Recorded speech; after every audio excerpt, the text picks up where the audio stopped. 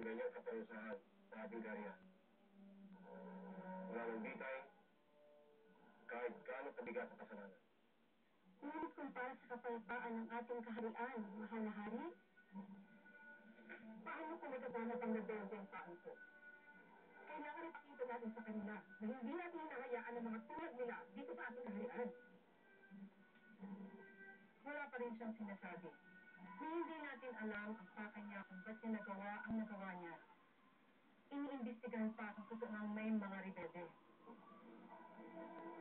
Sino ba ang gusto mong kausapin, mahal na hari? Pag-iisipan ko yan. Kapag handa na ako, kakausapin mo siya.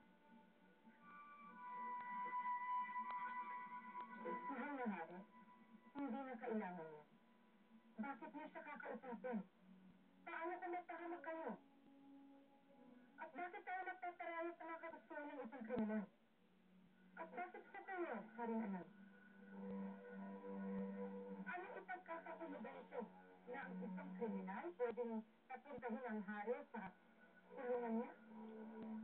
Naniniwala ka sa tatlo. Kailangan itayan si Pratchett.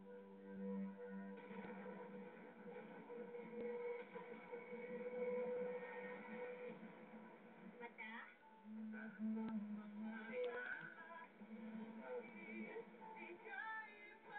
Nais ko sana mapaalam sa inyo kung pwede akong pumuntang Pilipinas. Salamat. Salamat na tayo.